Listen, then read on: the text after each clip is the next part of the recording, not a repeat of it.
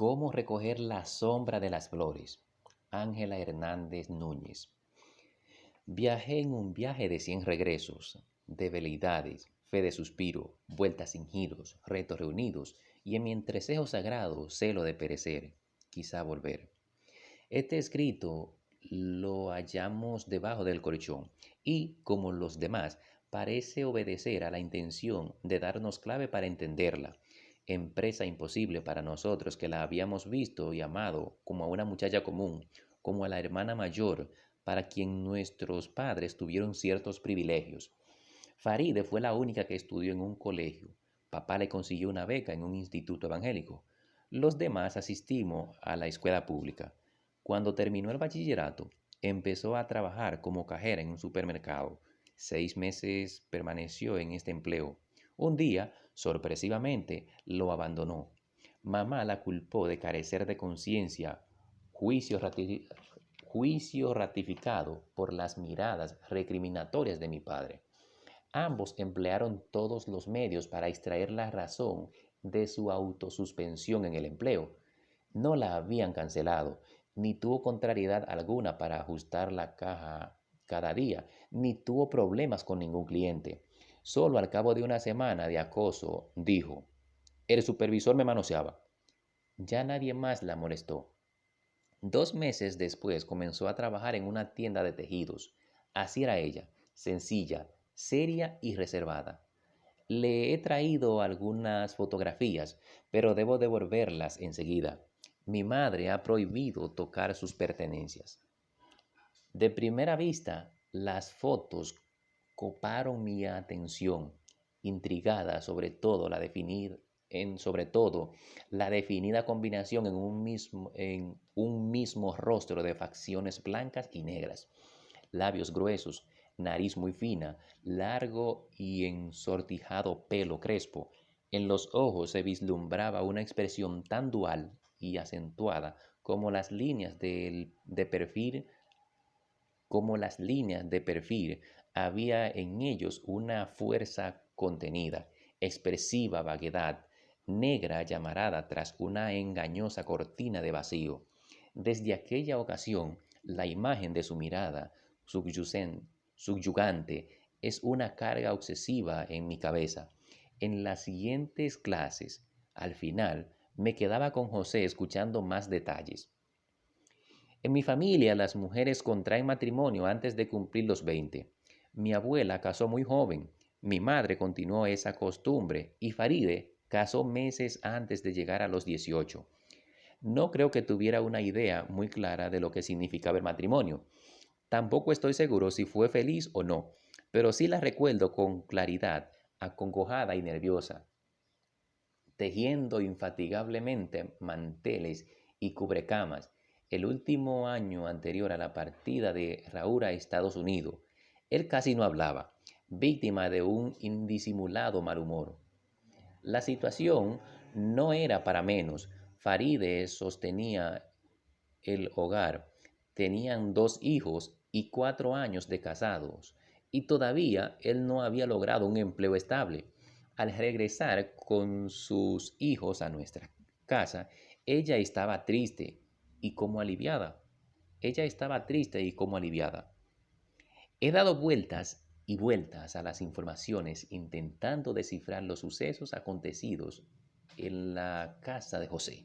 Nada encuentro que indique a Faride como sujeto de circunstancias especiales en su niñez y adolescencia. Son 9 hermanos, recibieron las mismas costumbres y se criaron en la misma casa. 3 de ellos, incluyendo a Faride, nacieron en las montañas centrales, pero eso no los hace diferentes. Los 2 hermanos mayores no muestran ninguna coincidencia con ella. José, el sexto, y a quien conozco mejor, es un muchacho normal entre los normales. Hacendosa y consciente, al mudarse a nuestra casa, Faride continuó trabajando en la tienda y tejiendo manteles y cubrecamas en las noches y fines de semana. Sus amigas, bromeando, le decían, ajá, como Penelope, como Penelope tejiendo para... Sus amigas bromeando le decían, ajá, como Penelope, tejiendo para esperar al marido. Ella, sonriendo, replicaba, tejo para comer, no para engañarme. En cierto modo, mi hermana se comportaba en algunas pequeñas cosas de manera distinta a las demás personas. No denotaba interés especial en su apariencia física. Nunca usó pintalabios ni pintura en los ojos. Su vestuario era muy simple. Ella misma confeccionaba sus ropas, empleando tejidos ligeros y colores claros. El limoncillo y el lila predominaban en su atuendo. Yo era el más grande de los hermanos que quedábamos en casa. Tenía para entonces 12 años cumplido. No recuerdo haberla visto enojada conmigo. Jamás me sermoneó ni me ofreció consejos sobre cosa alguna. Pero estos detalles del comportamiento no hacen especial a nadie, menos aún en casa, donde las algarabías y largas conversaciones entre los adultos eran rarísimas y cada uno prefería lo suyo. Mi madre, escuchar la radio; mi padre, jugar dominó; los hermanos mayores, recorrer las calles; Faride, tejer. Nos habíamos acoplado muy bien con ella y sus niños. La vida transcurría con toda naturalidad y ninguno de nosotros, ni siquiera nuestros padres, había captado la paulatina transformación que se operaba en el interior de nuestra hermana. Sorprendidos, asistimos a la imprevista irrupción del mundo que se gestaba en su adentro. Era el momento del desayuno. Me ayudará. Ese sí me ayudará, mamá. Ese hombre sí vale la pena. Bello es como un sol, huele a mayo, sabe a hierbabuena, lavada, sabe a hierbabuena lavada por el aguacero. No es rico ni joven, ni siquiera es heroico, pero es incomparablemente amoroso. Me carga diariamente para conducirme a la cama.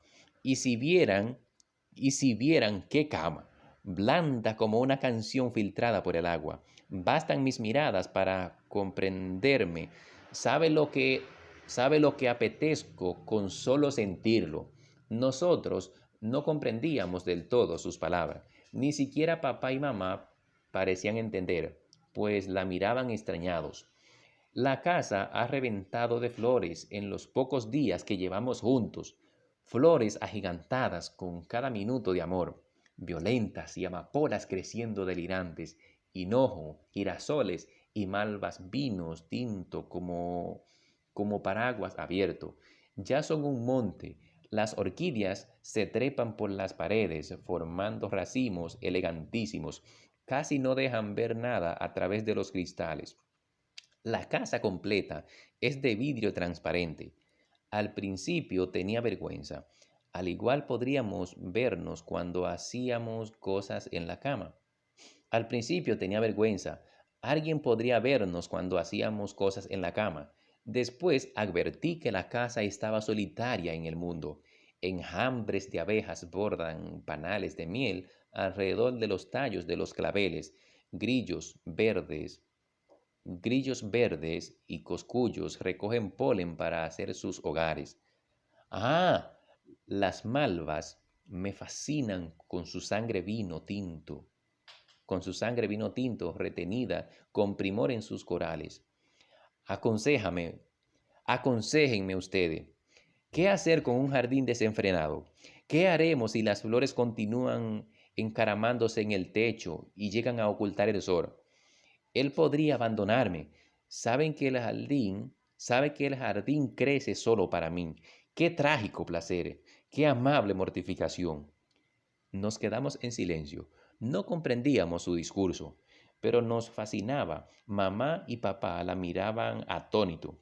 Ella se puso de pie, se lavó las manos, tomó su cartera y se marchó. Los niños celebraron las ocurrencias de nuestra hija. Los niños celebraron las ocurrencias de nuestra hija, tal si se tratara de un cuento. Nosotros nos, agita- nos agitamos, nosotros nos agitamos. Nunca habíamos escuchado a Faride hablar de hombres. y mucho menos en esos términos insolentes. Sin hallar nada extraordinario, justificativo de sus palabras, revisamos los pormenores de la semana que finalizaba, decidiéndonos a interrogarla a su regreso.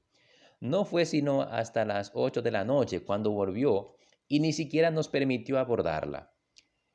Me caigo del sueño, dijo al tiempo que se echaba con la ropa puesta entre los dos hijos acostados.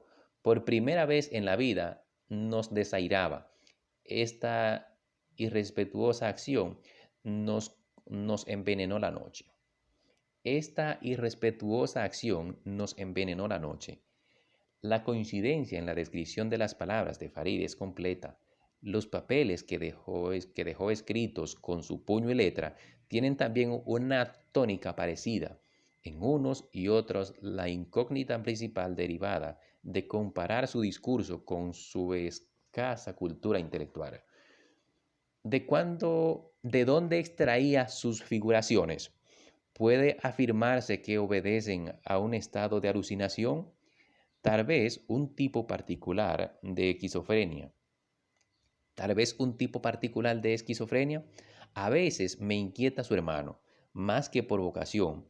Ha escogido esta carrera con la ilusión de aclarar el enigma de ella y quizá esté alejándose cada vez más de las claves. Estábamos pendientes de ella cuando se acomodó a mi lado en la mesa. Llegó sosegada, risueña. En sus ojos había una claridad desconcertante. 2 gotas de rocío figuraban prendidas en sus pupilas. Calma y alegría sentí que contagiaban también mi cuerpo. Me estremecí, mis manos temblaron cuando la vi acercándose. Me estremecí, mis manos temblaron cuando la vi acercándose. Un presentimiento me comprimió el corazón.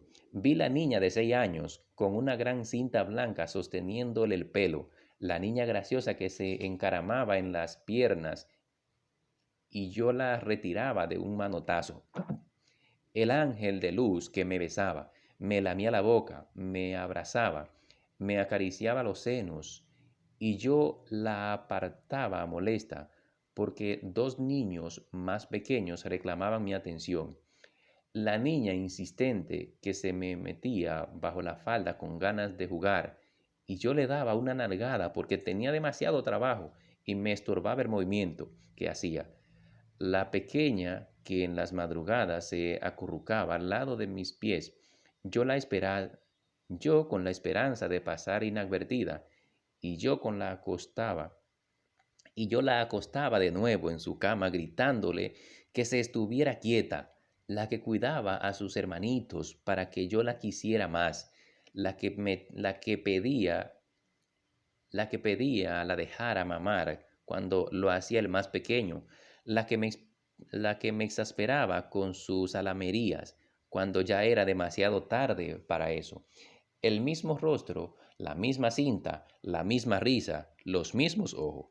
Hubiera querido abrazarla, pero había pasado demasiado tiempo de distancia entre los dos. Le regalé un caracol con 12 colores. Uf, cuánto trabajo para conseguirlos. Entre las rocas, entre las rocas, en un gran hueco estaba. Crucé un palo fuerte de lado a lado del hueco, me colgué de él y me fui caminando con las manos hasta el sitio del tesoro. Es del tamaño de una taza. Los colores le nacen afuera, se esparcen y se van metiendo en el interior. Es curioso tantos colores surgiendo en un nudito oscuro. Bajaba la voz, como si hablara consigo misma. Luego, excitada, proseguía. A él le encanta mi obsequio. Sestrejoli, Comen la View me dijo. Mi madre se contuvo. ¿Quién es, quién es él? ¿Quién es él? Le preguntó. Faride la extrañaba. ¿Quién es él? Le preguntó. Faride la miró extraña. Faride la miró extrañada y contestó con naturalidad. El director del Instituto Oncológico. Jamás lo imaginé tan hermoso. Cuando ríe, y casi siempre se está riendo, se echa para atrás con todo y silla. Su risa asciende al cielo como pompas de música, saliendo de una flauta, saliendo de una flauta. Ganas me dan de chupar su boca, de comérmelo con lechugas y claveles. Sus dientes se ven húmedos, la risa le nace de adentro, como si le floreciera un vaso de agua en la garganta. Mamá se sonrojó, papá estaba incómodo en la silla. Nosotros disfrutábamos la historia. Él me ha requerido para ser su ayudante en las operaciones, en los tratamientos radioactivos y en el laboratorio. Le digo, no sé de enfermedad ni de curaciones. Él con su risa bella me tranquiliza. Ya aprenderás, te enseñaremos. Horas muertas, mejor dicho, vivas, bien vivas. Permanecimos, permanecimos sentados en dos sillas de madera sobre las rocas frente al mar.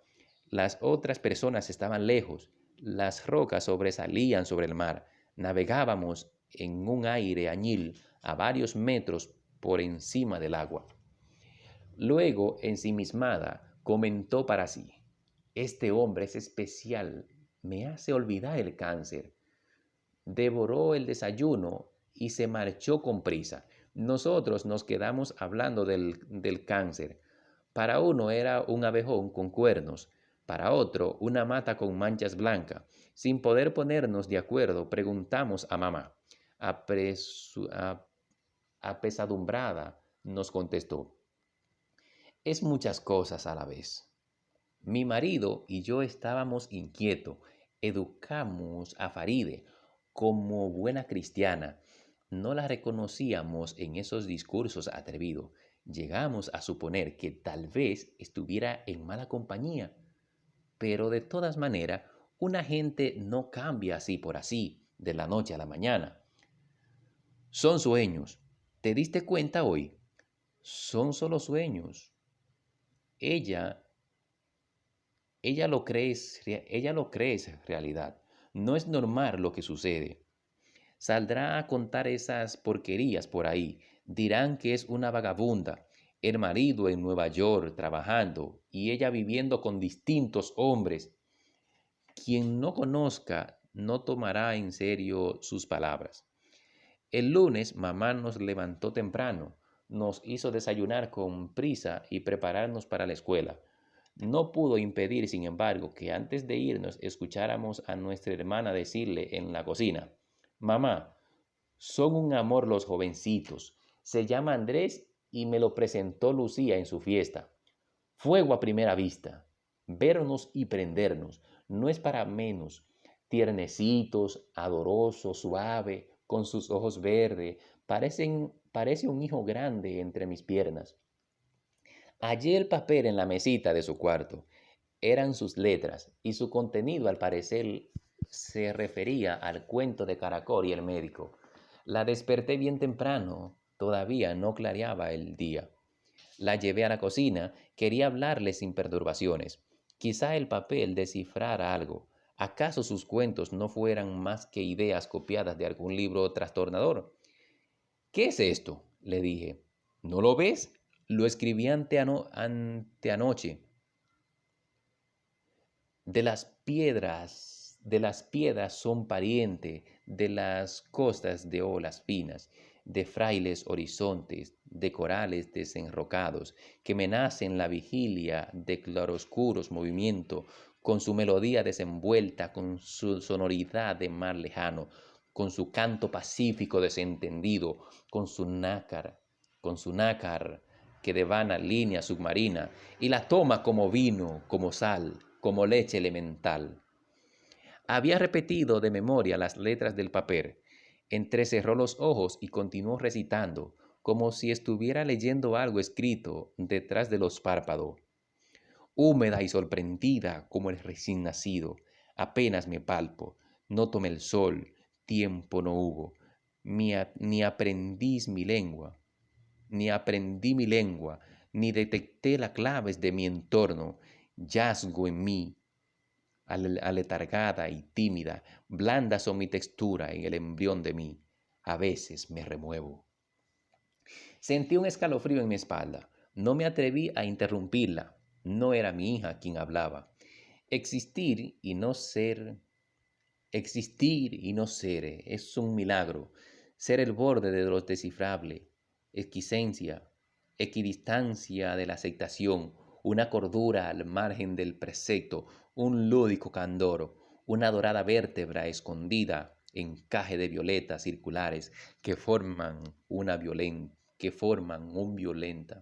violeta corazón.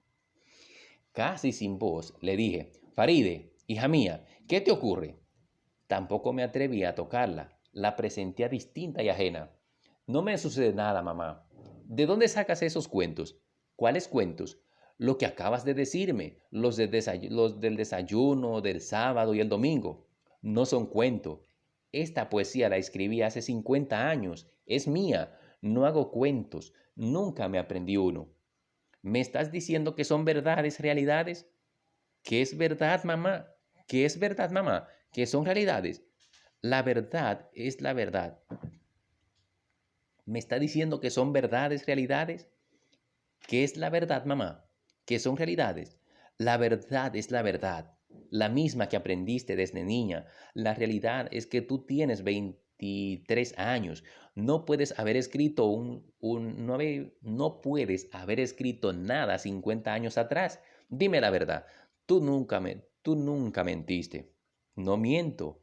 No me desespere. Tenme confianza. Cuéntame lo que sucede en tu vida. Tengo confianza en usted. No me ocurre nada. Estoy muy bien. Dime entonces, ¿por qué inventas esas extravagancias perjudiciales a tu nombre? ¿Cuál es extravagancia? Esas fantasías de hombre y amoríos tan diferentes a tu realidad de mujer seria. ¿Qué es la realidad, mamá? La realidad es comer frijoles y plátano, parir un muchacho, trabajar, ver claro cómo son las cosas. ¿Y cómo son las cosas? Ya no insistí, enloquecía en esta conversación sin fondo. Al día siguiente se sentó ligera en la mesa. Los niños se habían marchado a la escuela. No acompañaba a uno de nues- Nos acompañaba uno de nuestros hijos mayores. Le pedí hacerle, le pedí hacerlo, a sabiendas de que Faride lo respetaba casi más que al padre, temiéndole más.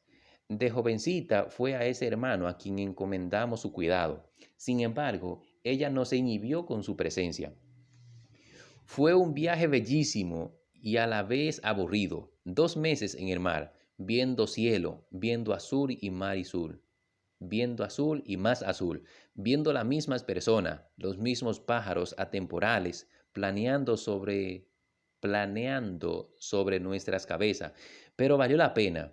Allá me aguardaba, allá me aguardaban las amigas de mamá con un ramillete de flores y con los brazos abiertos.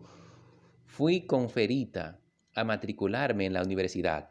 Tomé solo 2 materias, botánica e historia, porque primero debo adaptarme a la ciudad y a los nuevos amigos, antes de entrar de lleno en los estudios. Confundo a las profesoras, son tan blancas, tan iguales. A los blancos les hizo Dios la piel con el mismo rollo de tela.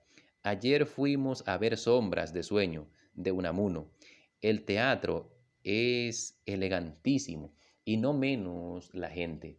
Después de la función, fuimos a mi apartamento, bebimos vino y cerveza, bailábamos y nos revolcábamos en el suelo. Basta, le dije con cólera y tristeza. Mi hijo mayor solo comentaba, ¿de qué habla ella? Debimos sacarlo casi a la fuerza de la casa. Estaba furioso y quería golpearla. Según él, Faride se había convertido en una charlatana y con 2 o 3 palos se enderezaría. Ella no se mostraba sorprendida y cuando regresamos todavía añadió, el tranvía, los edificios, los bellísimos lienzos en los museos, el Graf Zeppelin, los amigos románticos recitando versos en los parques. Las narraciones en el desayuno se hicieron rutinarias. No nos apartábamos de la mesa. Nos hacían salir corriendo hacia la escuela. Nos alejaban de ella y de sus pertenencias, consiguiendo agudizar nuestra curiosidad. Espiábamos las conversaciones, escarbábamos en su cartera y burlábamos la vigilancia de papá y mamá para estar con ella. Mamá pensaba que el desvarío de Faride era pasajero, atribuyéndoselo a la falta de noticias sobre Raúl. Efectivamente, de él no se tenía información alguna desde su partida. Mamá fue donde el grupo que preparó el viaje, pero le dijeron que no eran responsables de las personas después que las llevaban. Papá consideraba a Raúl un sinvergüenza, no le interesaba su paradero y menos aún su porvenir. El sábado, Faride se acercó a la cocina temblorosa. En su rostro había una expresión sombría. Papá y mamá se asustaron. Estaba vivo, estaba vivo. El pájaro disecado prehistórico que me envió mi amigo de la India. Estaba vivo. Me persiguió en el lodazar de arroz, en el laberinto de cueva de San Juan, entre las sábanas de mi cama. Se veía muerto cuando lo trajo el correo, pero estaba vivo. Un pájaro atroz, pegado, un pájaro atroz, pegado, pegajoso, con patas largas y pullas cortas en vez de plumas. Estaba húmedo y muerto y se movía. No sé qué hacer con el té. Traté, no sé qué hacer con él. Traté de tirarlo por la ventana y lo hallaba de nuevo bajo mi cama. 10 veces lo saqué de mi habitación y regresaba a mi lado, como un amuleto hediondo a muerto. Y en mi habitación, y está en mi habitación, y me pega su piel viscosa al rostro. Oh Dios, me ha hecho vomitar hasta el alma. Papá y mamá la escuchaban consternado, hasta nosotros que espiábamos por las brechas de la cocina. Nos impresionamos profundamente. Entonces modificó de repente la expresión y rió. Ah, pero qué hermosa la casita. Él, él él me la envió de regalo. Hoy la trajo del correo. No es más alta que mis piernas, pero tiene 1000 puertecitas, todas rosadas, cada una de un rosado distinto, 1000 matices de rosado en su fachada. Al abrir una puertecita, me encuentro con un poema de 3 líneas y una pintura explicativos de la historia de este año. 1000 años de historia de la India en un millar de pinturas y 1000 poemas. En la última puertecita, la de rosado tan intensa que se acerca al naranja de los arreboles, está, está la marcha de la sal y el poema de la paz. La paz, la sal, la lumbre del otoño, dentro de no están y juntas dentro de nos están y juntas de brotar, cual manantial que ciega ciertos fuegos. Cuando nosotros, intrigado, le preguntamos por la casita, nos dijo que más adelante nos la mostraría. Allá en la India, nos relató, los niños no emplean libros para estudiar historias, sino casitas como esta. Los hindúes aprendieron a través de milenios el arte excepcional de miniaturizar los árboles y la historia. En el cumpleaños de Faride, sus compañeros de trabajo le organizaron una fiestecita a la que nos invitaron. Acudimos a la tienda inseguros. Para nuestra sorpresa, el festejo se desarrolló con toda normalidad en la tardecita después del cierre de la tienda. El propietario del lugar le entregó un diploma donde destacaba la eficiencia de Faride como vendedora ejemplar. Le obsequió además una cadenita de oro, instándola a seguir con iguales simpatía y rendimiento. Sus compañeros la querían y admiraban según pudimos comprobar. En la casa, sin embargo, las modificaciones de su conducta eran notables. Tejía a menos y pasaba largos ratos sin hablar. No perdía ocasión de jugar. Se confundía en las cortinas del palacio, son de terciopelo.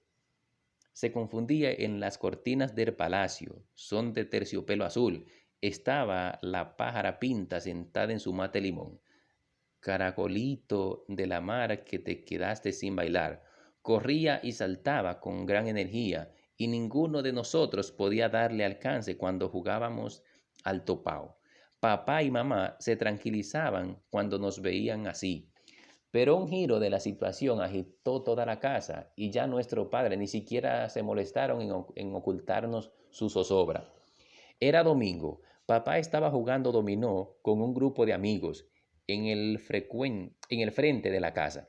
Faride, eufórica, comenzó a dar vueltas alrededor de la mesita de jugadores, cuando saltó con los dos extremos de la falda. Cuando comenzó a dar vueltas alrededor de la mesita de jugadores, dando saltos con los dos extremos de la falda agarrados y esta extendida en abanico, cantando las palabras, montándolas en una risa suelta. Regresó mi amante de la casa de cristal. Me ha traído otra vez sus acertijos. Esta vez me acertaré. Esta vez acertaré. La casa de cristal está de fiesta. Se han abierto las ventanas y las habitaciones se llenan de lunas plenas. Vamos a Moscú a montarnos en la estrella voladora.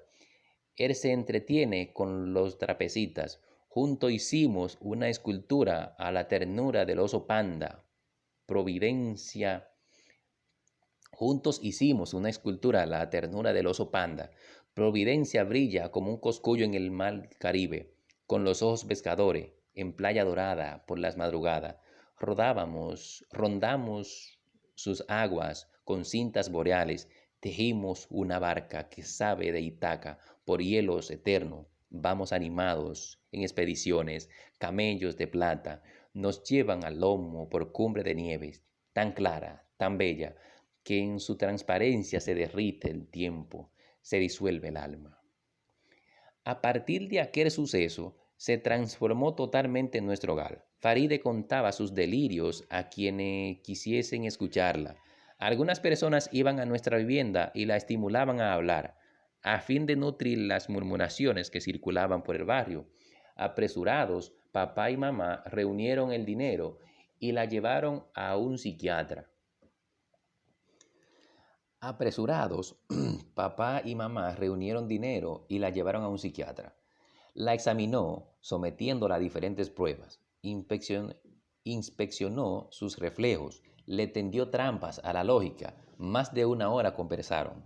Ante nuestro aturdimiento, el médico nos dijo que sin duda estaba cuerda, siendo además una muchacha inteligente y colaboradora. Le relatamos los acontecimientos del domingo y los anteriores. Él nos dijo que comprendiéramos su juventud y sus ideas.